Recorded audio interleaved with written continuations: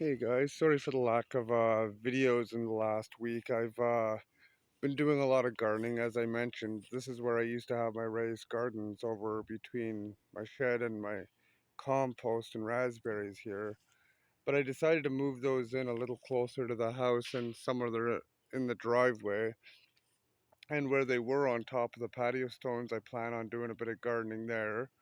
I've already started a bit of gardening in this raised bed here. As you can tell, I've got a bit of squash and cantaloupe here, spaghetti squash.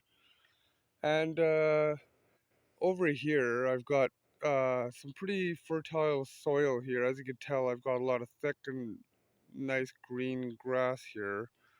Because I used to have a pretty big garden back here once upon a time. It was about 35 by 45 feet. It took up a good chunk of my backyard here.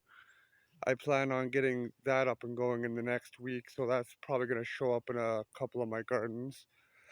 Got my chocolate mint here that I'm going to probably um, get moved into the sun at some point as I'm out here. I'm going to get some onions going in one of my other ones. I've got some different herbs going over here, and my raised gardens over here. I've got some sage in this one. And this is the onion I mentioned in my last video that we're gonna test to see what happens, and it's right beside a tomato plant here. And I've got different peppers over here. I've got some Carolina Reapers. I've got a ghost pepper here. I've got oh boy, I'm trying to remember this last pepper I got in here. It was the ghost pepper, and this one here I believe was a habanero. Yeah, that was it. So, that's going to be quite fun. And in the both of these, I got green onions growing in one of them. And I've got some chives growing in the other because they're good companion plants for these. Um, they help repel a lot of the pests that, like aphids, that tend to go for these types of plants. But as you can tell, I took a lot of the patios I had in the back garden and I put them around my raised gardens so then that way during the day while they're sitting in the sun they're gonna get a lot of heat.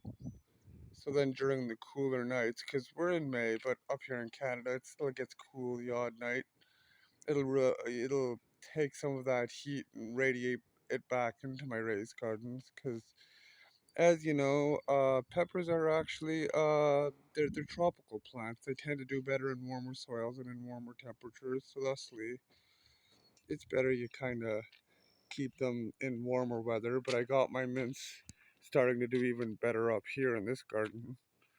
And I do have other mints up in my front garden and a chipmunk, of course. I've got peppermint over here and regular mint. Although they're not doing quite as well, I'm not quite seeing where they are. But I also have a bit of lemon balm in the front here. But they're just starting to poke up. But they're a little behind my spearmint, but I'm sure it'll come back, and I'm thinking of moving some into a different location to hope for the best. But I do see the odd ones popping up here and there, you know what I mean? There's a couple over here, and then there's a few more coming up over here and over here, so they are popping back up. But I'll get more into updates in gardening as the year goes on because I'm running a little behind, but I should be right on track within the next week or two, and then I'll be getting back into gardening and banjo videos. So, thanks for being patient with me, guys. I hope you're all doing well, and hope you look forward to more gardening videos because I'll be showing you what I know and showing you mistakes along the way if I make any, and show you how I like to deal with them the best that I can. So, take care and have a great day.